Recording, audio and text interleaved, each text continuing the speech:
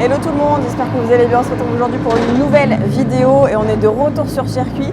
Alors, on n'est pas pour les entraînements du GP Explorer, mais on y travaille. Du coup, aujourd'hui, on est avec Race Inside, qui est un petit peu le pôle roulage pour particuliers de l'écurie de Freca Race GP. Donc du coup, aujourd'hui, on est ici pour faire 5 sessions de 10 tours de Formule Renault 2 litres.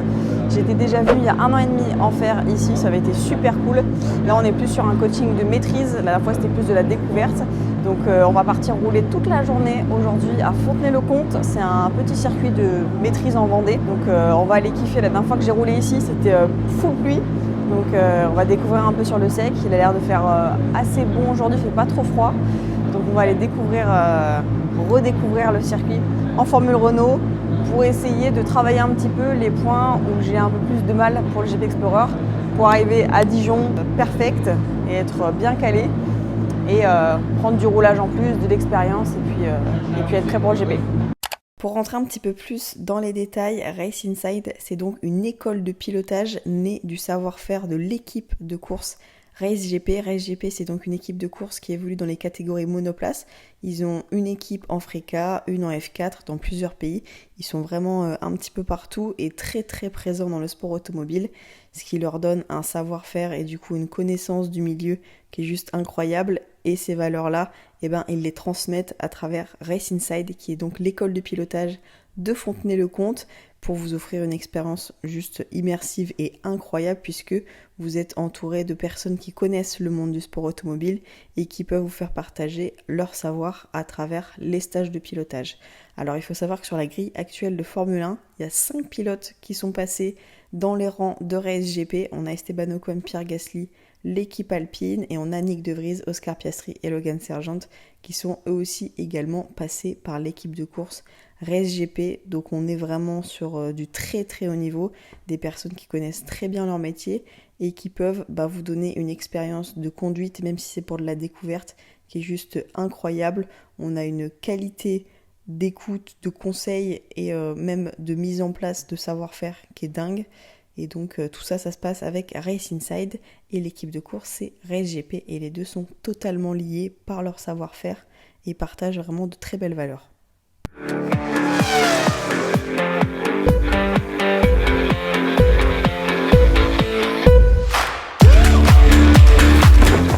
Bon, là on part pour faire du simulateur de pilote, du simulateur de très très haut niveau, pas comme à la maison. On va s'entraîner un peu sur le Bugatti, voir un petit peu, parce qu'en fait j'en ai pas trop refait depuis qu'on l'a roulé en entraînement. Donc du coup là on va aller retester en fonction de ce que j'ai appris déjà sur mes premiers entraînements. Donc c'est parti pour faire du simulateur de manière très professionnelle.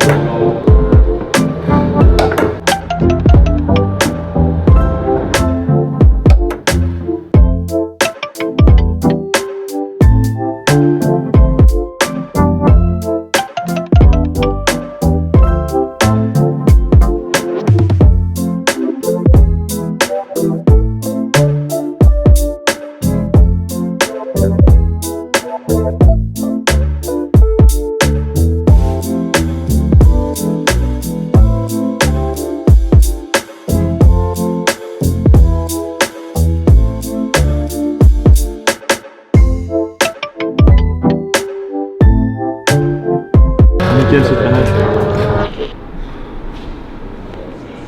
C'est très chaud. Non, faut prendre confiance dans la voiture. Il y a du freine trop tôt. Elle freinait trop tôt, maintenant c'est bon. On a du bon point de freinage, il faut juste prendre confiance sur la réaccélération, vitesse midi dans les virages. Ça progresse là, entre le premier tour et... Tu l'as roulé où au Mans. Ah, bien. On a gagné 4 secondes. Avec la F4 France, vous l'avez fait ou Ouais, c'est la voiture. Et en fait, comme la première fois que j'avais roulé, c'était la première fois de découverte. Du coup, j'avais des points de freinage qui sont pas du tout bons. Il faut vraiment que je les retarde. Une marge énorme. Et par rapport à ton simul, tu sur une diff? Bah, je sens beaucoup mieux là. Enfin, Ouais. moi, j'ai pas un gros simul, donc je ressens beaucoup plus là. Le frein? Ouais. Sensation?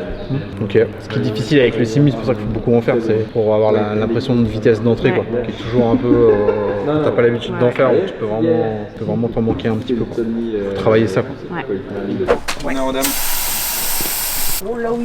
Bon alors, je te laisse faire. Faut qu'on trouve un réglage adapté. Ouais, c'est bien. Bassin, t'es bien. Ouais. Après, t'es trop allongé. Le bassin, ouais, nickel. Après, ceux-là seront plus défroits. Ah, ça ira mieux. Ouais, mais la première session, c'est toujours la session. Là, tu te dis, c'est normal qu'il s'appelle. Il faut vraiment freiner ou. Tu peux pas. Alors, En fin de journée, ça peut passer à fond. lui, l'idée c'est de passer à fond. Au début, je vais pas te demander de passer à fond, mais l'idée c'est, tu vois, quand bien longer le vibreur déjà avant de rentrer, et à ce niveau-là, quand ta roue droite, tu relâches un peu, tu gardes milieu de gaz, et tu passes accélérateur constant ici. Ok. Juste petit coup de frein au moment où tu as les roues droites entre les deux vibreurs. Garder la voiture sur le côté gauche de la piste là. Et ouais, au début, tu lèves un peu et tu gardes milieu de gaz, accélération constante. Et au fur et à mesure, tu gardes de plus en plus de gaz. La voiture est capable de le passer à fond. Ok.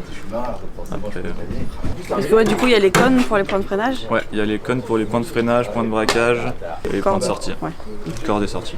Mais après, tu vas faire tes propres points de freinage, un peu ta propre trage. Tu vas te rendre compte que tu peux aller plus vite sans suivre tous les cônes.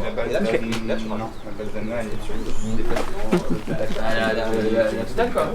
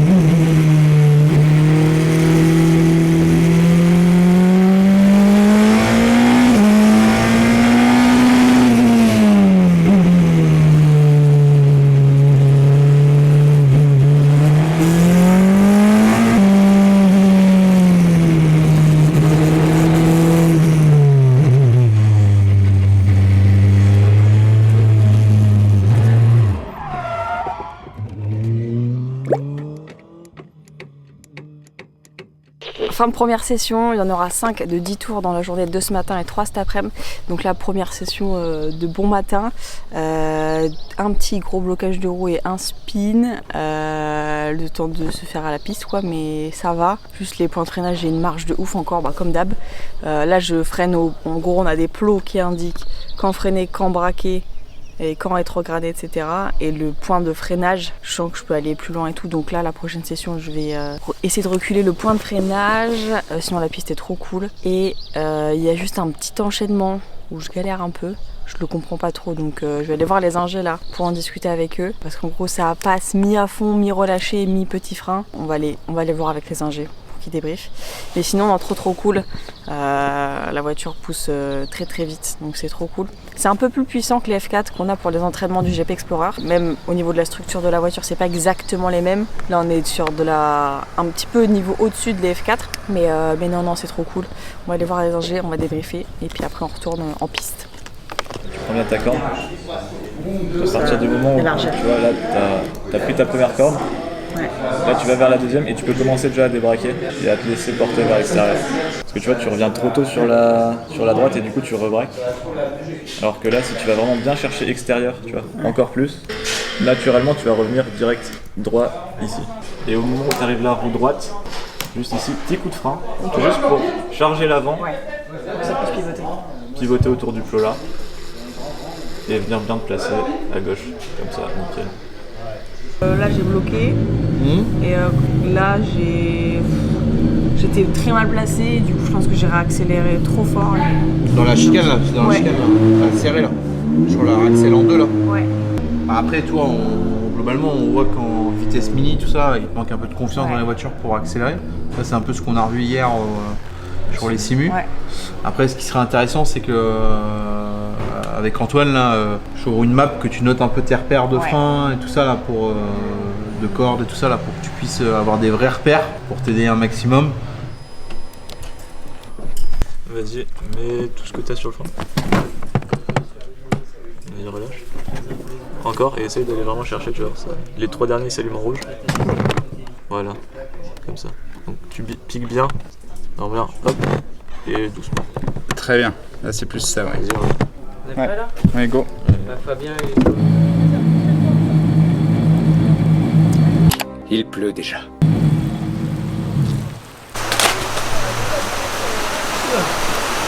Tiens, François, donne. Ok. Tu peux aller en chercher un autre.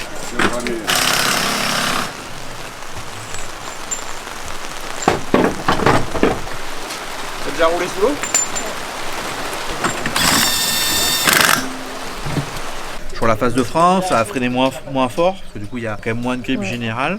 Pas hésiter à freiner, tu vois, peut-être un peu intérieur de piste, parce que tu vois comme il a pas plu depuis un petit moment, toi, ça a bien lavé la piste, donc pour trouver du grip, freiner un peu intérieur. Faut trouver du grip et bien repenser en fait à quand on disait tout à l'heure au briefing qu'il faut bien freiner fort les roues droites et accélérer fort les roues droites. C'est encore plus vrai sous la pluie en fait, parce que tu as encore moins de grip, donc c'est comme si tu étais encore en conditions plus précaires, donc bien avoir le volant droit pour accélérer.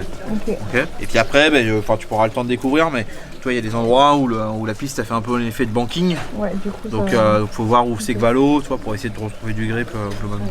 Après il fait chaud donc ça va vite s'évacuer, pas trop de problème par rapport à ça. Je te retiens en bras. Bon, il s'est mis à pleuvoir 2 secondes avant que je parte pour le deuxième run. Du coup on a mis les pneus pluie et là ça va partir.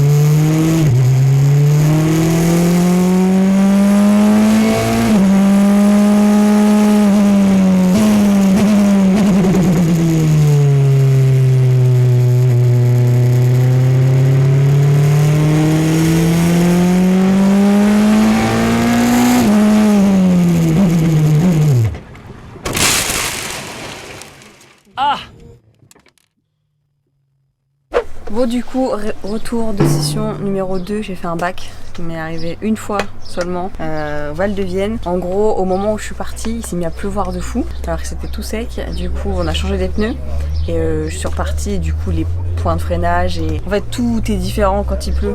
La piste n'est pas du tout la même, logique. Et donc du coup, j'ai un peu gardé mes mêmes points de freinage. Donc du coup, j'ai fait des petits spins en sortie de virage parce que j'ai réaccéléré trop vite et je me suis sortie. À l'intérieur, là, j'ai freiné trop tard et évidemment, les roues ont bloqué et j'étais dans le bac. Mais après, c'est cool de conduire sous l'eau. On l'a fait un tout petit peu à Nogaro. Septembre au Mans, ça peut sentir la pluie. Du coup, c'est bien de s'entraîner. Là, je pense que ça va être un peu grasse encore cet après-midi. Ça sèche pas mal, mais non, c'est cool de rouler du coup dans d'autres conditions. Mais voilà, faut apprendre. Après, c'est pas du tout. Ça reste de la monoplace bas de l'échelle, quoi. Mais c'est pas du tout pareil que nos F4. C'est plus puissant, ça pousse plus. Mais non, c'est cool, je retrouve un peu les sensations, ça fait longtemps qu'on n'avait pas roulé. Du coup, Val de Vienne, c'était le mois dernier. Du coup, avec le débrief de l'ingénieur, on a vu que les trages, du coup, ça allait mieux. Sauf que du coup, mes trages n'étaient pas adaptés puisque c'était des trages sur le sec. Que mes trages de ce matin, elles sont ok, mais pour le sec cet après-midi. Voilà, donc là, on a des grandes choses à faire cet après-midi.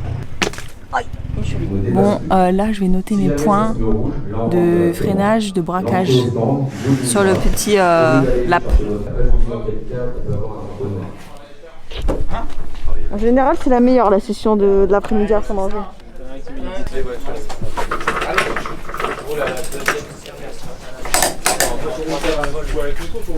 Je vais chercher une roue, j'arrive.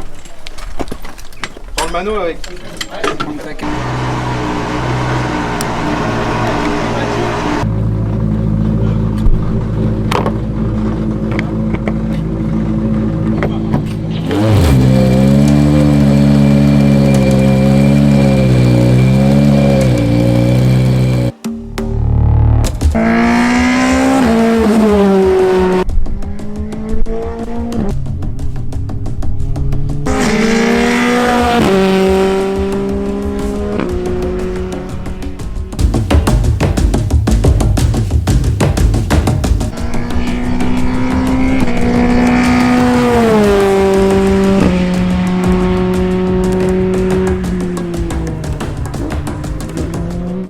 Ça pousse. Les freins, ça bouge pas. Oui, la preuve, Anna, elle fait tout droit. Pour laisser un souvenir. Ah ben. Une trace de mon passage. Mais on en a rarement des comme ça, hein, des marques comme ça. Tu l'as vu de la caméra?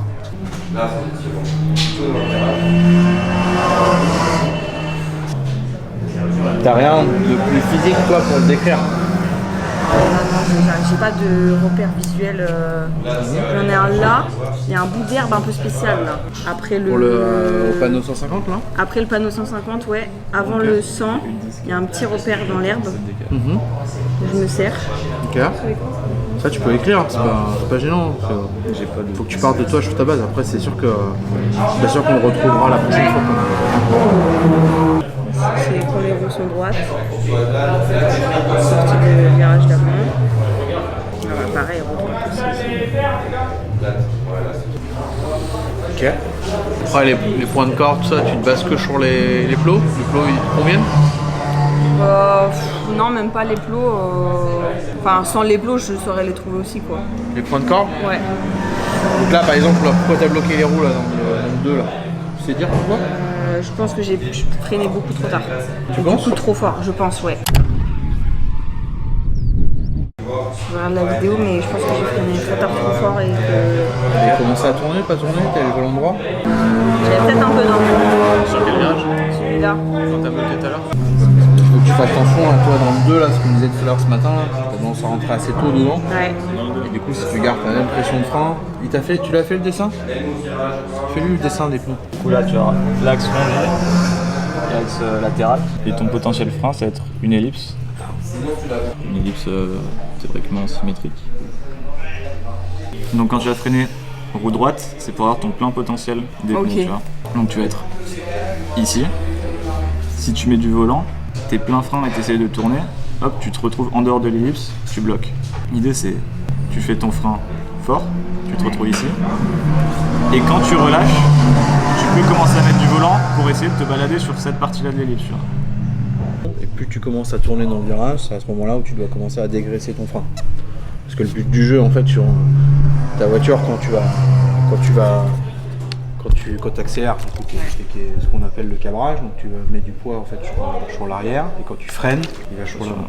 Donc l'inconvénient quand tu freines ici, c'est que l'arrière il peut être assez léger parce que du coup il y a moins de charge sur l'arrière Et le fait, en fait, quand tu vas tourner, on va aussi appeler ce qu'on appelle le pivot, en fait, que la voiture va tourner. Au niveau c'est assez physique, c'est du centre de gravité. Et c'est de ça, en fait, pour tourner la caisse, pour la faire pivoter à ce moment-là.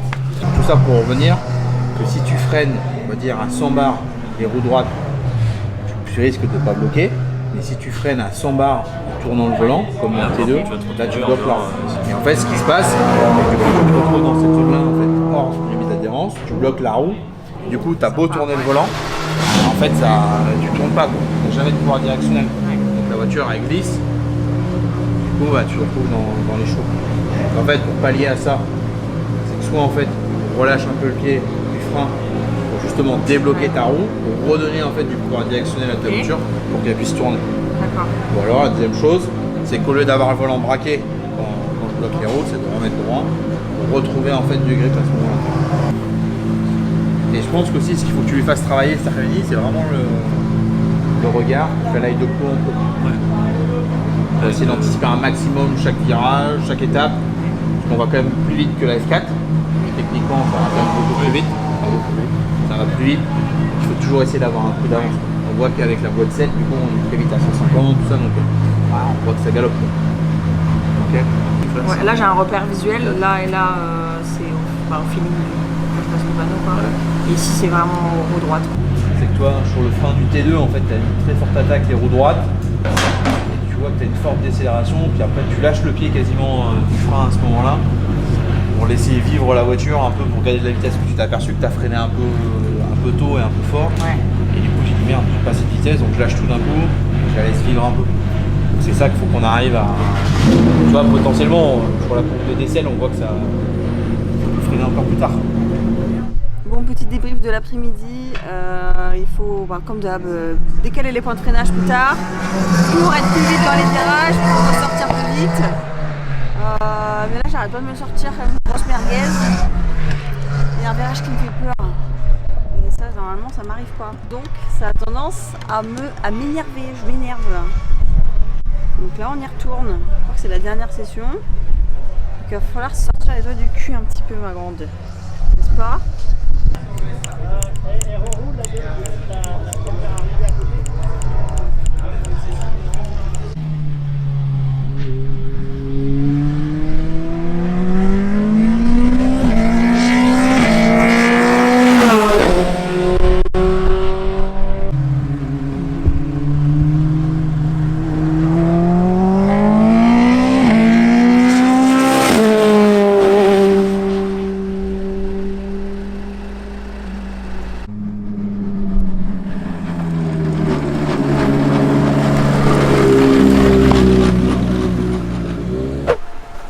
Évidemment, là je me sentais un peu mieux, j'ai eu un problème de voiture, elle s'est arrêtée, elle avait plus de puissance. Comme un dernier rod au Val de Vienne.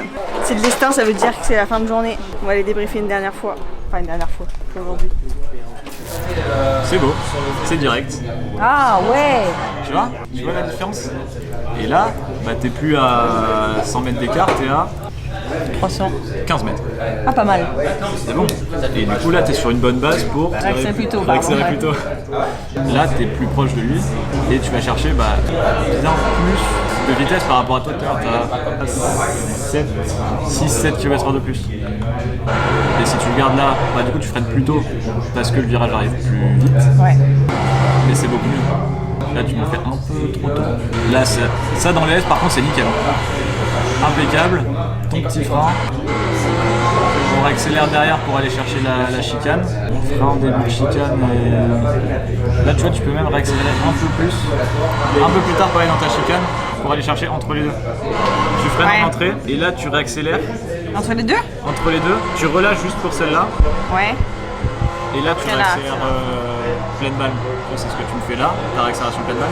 Mais entre les deux normalement, t'as de quoi aller me chercher quasiment pleine charge si tu gardes longtemps. Ouais. Tu laisses la voiture rentrer et après tu réaccélères tôt. Du coup tu es obligé de relâcher, de remettre un petit coup de gaz et de relâcher. Alors si tu me fais cette accélération là juste 10 mètres plus tard, tu peux aller la chercher directement plus grande. Hello tout le monde, retour de cette session, cette journée de roulage avec Race Inside. Pour vous remettre un petit peu dans le contexte, Race Inside, c'est l'école de pilotage de l'équipe Race GP. Ça existe dans beaucoup d'équipes de faire ça, d'avoir une équipe compétition et une partie école de pilotage. Donc Race Inside avec qui j'ai passé la journée, eux c'est l'école de pilotage liée au team Race GP qui est une équipe de sport auto qui est spécialisée dans la monoplace. Alors ils ont des équipages en FRECA, en F4, etc. Un petit peu partout dans les plus petites catégories de monoplace. Et donc c'est une équipe Race Inside que je connaissais déjà puisque j'avais été invitée il y a 1 an et demi à rouler aussi à Fontenay-le-Comte avec Race Inside pour pareil un stage de pilotage. Là c'était plus découverte alors qu'il y a quelques jours du coup c'était plus en mode maîtrise. Ils m'ont contacté après l'annonce du GP Explorer et ça tombe bien parce que je voulais moi aussi les contacter. Ça s'est fait un peu cognitivement mais du coup ils m'ont contacté à la suite de l'annonce du GP pour me proposer un petit peu de travailler mon pilotage avec eux et de continuer à améliorer tout ça avec la technique, etc. Donc du coup on s'est fait une première session à Fontenay, du coup on est en juin, donc début juin. Pour voir un petit peu mes difficultés, essayer de les travailler et puis progresser ensemble. Le but c'est pas d'y aller toutes les semaines et c'est pas très équitable sinon pour le GP, mais c'est d'avoir l'occasion un petit peu de travailler tout ça avec une équipe qui est vraiment très professionnelle. Comme je vous dis, les ingénieurs qui se sont occupés de moi pendant cette journée de roulage, ils s'occupent aussi des pilotes qui roulent en FRECA, en F4, etc. On est sur des voitures, ce sont des Formule Renault 2 litres qui sont les anciennes voitures du championnat de FRECA, etc. On est vraiment sur un univers hyper professionnel et vraiment d'aide pour le développement et la maîtrise du pilotage. Donc comme vous avez pu le voir dans la vidéo, j'ai fait plusieurs sessions de 10 tours sur la journée. La veille, j'avais fait un peu de simulateur aussi sur Le Mans pour m'entraîner. C'était très cool parce que c'est vraiment un très très gros simu, un petit peu plus développé que beaucoup même plus développé que celui que j'ai à la maison. Donc niveau sensation, c'était trop cool. Et c'est aussi le simulateur sur lequel s'entraînent les pilotes officiels FRECA. Donc ça c'était pour le lundi et le mardi du coup on est passé en piste. Du coup je connaissais déjà la voiture, je connaissais déjà la piste, même si ça faisait 1 an et demi que j'avais pas roulé dessus. Et c'était pas les mêmes conditions puisque la première fois que j'avais roulé, la seule fois où j'avais roulé à Fontenay, c'était sous la pluie. Donc du coup ça avait rien à voir. Et oui c'était un petit moment donc fallait vraiment que je me remette dedans, etc. La voiture, c'est une Formule Renault 2 litres. Nous ce qu'on conduit pour le GP Explorer, ce sont des Formule 4 Mygale. Ça reste de la monoplace de base et de débutant quoi, entre guillemets. Mais sur la physique de la voiture, c'est assez différent quand même. J'ai pas vraiment les mêmes sensations dans la F4 que dans la Formule Renault. La Formule Renault va beaucoup plus vite. Va plus vite que la F4 qu'on conduit pour le GP Explorer. Donc il y a des repères qui sont pas les mêmes, même si sur le principe ça reste une monoplace. Du coup on s'est vraiment concentré sur les phases d'amélioration que j'ai pour le GP, c'est-à-dire mes freins, freiner plus tard, plus fort, avoir un plus beau dégressif et aussi travailler mon regard. Il faut que j'arrive à porter mon regard loin parce que je me suis rendu compte que je le faisais pas trop. Au moment où je vous parle, on a roulé à Dijon pour le GP Explorer et c'est beaucoup de virages à l'aveugle, donc c'est un truc que j'ai pu un petit peu travailler. Mais du coup, ouais, c'était vraiment sur ça qu'on voulait travailler à Fontenay. On a eu un peu de pluie aussi, donc ça c'était cool. Même si je n'étais pas formidable sous la pluie, ça m'aide beaucoup parce qu'on sait jamais, septembre au Mans ça peut pleuvoir, donc prendre du roulage et de l'apprentissage sous la pluie c'est trop bien. Et puis aussi rouler sur le sec, globalement j'ai fait beaucoup de sorties, beaucoup de spins, mais je me dis, en fait je me suis vraiment mis dans un mood où j'avais envie de tester des choses, d'apprendre. Je me suis dit s'il y a un moment où je peux le faire, c'est vraiment là quoi. Donc du coup j'en ai profité à fond. J'étais pas au meilleur de ma forme parce que j'enchaîne un petit peu en ce moment, un peu beaucoup même, donc la fatigue commence à se faire ressentir. Mais non, c'était trop cool. C'était vraiment... En fait, c'était bien de rouler sur une autre voiture qui ressemble quand même, mais en gros tout est un petit peu décuplé, c'est-à-dire que les freins sont plus forts physiquement, c'est plus fort aussi la Formule Renault, je le ressens plus, enfin en fait tout est un petit peu en x2 peut-être, pas autant, mais en tout cas moi je l'ai ressenti vraiment beaucoup plus fort, donc c'est vrai que pour apprendre c'est vraiment pas mal. Donc c'était trop cool cette session. On va essayer de voir en fonction des calendriers et tout, c'est un petit peu compliqué pour en refaire peut-être une avant le GP ou voir comment on peut travailler tout ça, mais en tout cas non, c'était une bonne journée de roulage. Je sais pas si j'ai vraiment passé un cap d'amélioration dans mon frein, mais dans tous les cas, j'ai accumulé du roulage et ça m'aide énormément pour prendre confiance en la voiture, etc. Et même en moi aussi. Donc non, et puis surtout ce que j'ai vachement apprécié, c'est comme au GP du coup après nos runs, on avait des débriefs avec les ingénieurs et en fait, bon évidemment on a toujours la caméra embarquée qu'on regarde et il y a un truc qu'on a fait aussi et qui me vraiment fait prendre conscience des choses. On le fait un petit peu aussi au GP mais moins parce qu'on est beaucoup et que les ingés n'ont pas forcément le temps de nous montrer toutes les datas. Mais c'est un truc que j'ai déjà vu travailler puisque les garçons, quand je suis chez Acodis, travaillent beaucoup avec les datas, avec les courbes de frein, les courbes de puissance, les courbes de virage, etc.